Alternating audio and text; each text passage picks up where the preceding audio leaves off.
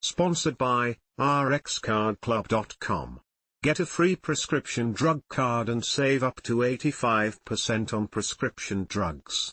rxcardclub.com, Liberty vs FIU, matchup, player to watch, odds, and more. A 17-day layoff for Liberty will end Tuesday, when the Flames welcome Florida International to Williams Stadium for the first of 3 midweek contests during the month of October. It's also a return to Conference USA play for Liberty, which will remain in league play through mid-November when it travels to UMass. In October, all of the league's games will be played in the midweek as part of Conference USA's weekday scheduling initiative. The Flames, 4-0, 2-0 CUSA, and Panthers, 2-3, 1-0 CUSA, will be the standalone game in all of FBS college football Tuesday evening. It's always unique playing on a Tuesday or Wednesday, Liberty head coach Jamey Chadwell said this week, but it's awesome, too, because you're playing on national television. That's what those guys want to see. The season has been up and down for FIU so far. On the heels of back-to-back 4-8 seasons to begin the Mike MacIntyre era in South Florida, the Panthers picked up a blowout win over Central Michigan, and edged out Louisiana Tech last weekend to win their first league game of the season.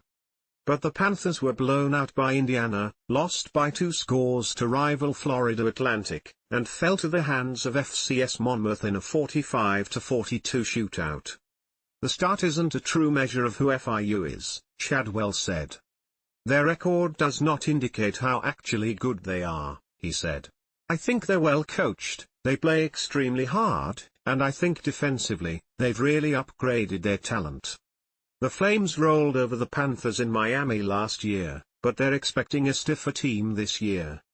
We ran away with it because we were a new team in the conference and they never probably seen that offense, running back Quinton Cooley said. It might be different coming Tuesday, whatever they do, they have mixed up a lot of new stuff. Matchup to watch, Liberty's defensive front versus FIU's offensive line. Liberty defensive end CJ Bazile knows FIU quarterback Keyone Jenkins well. Both are Miami natives, and Bazile said he respects anybody from the 305. He's been dominant since high school. I've heard about the guy since I was in high school in Miami, Bazile said. If you're from Miami, you got that dog in you. So I tip my hat to him and respect him as a quarterback. Jenkins is off to a nice start to his sophomore season, completing 91 of 145 passes for 1,104 yards and 9 touchdowns to 4 interceptions.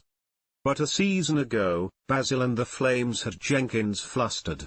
He was just 9 of 21 passing for 133 yards and an interception.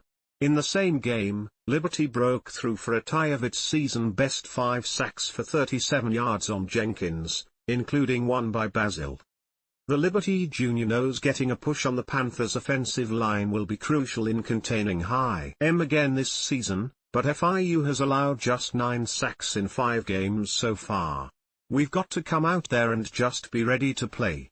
We don't want to give him an inch because he'll take a mile, Bazile said.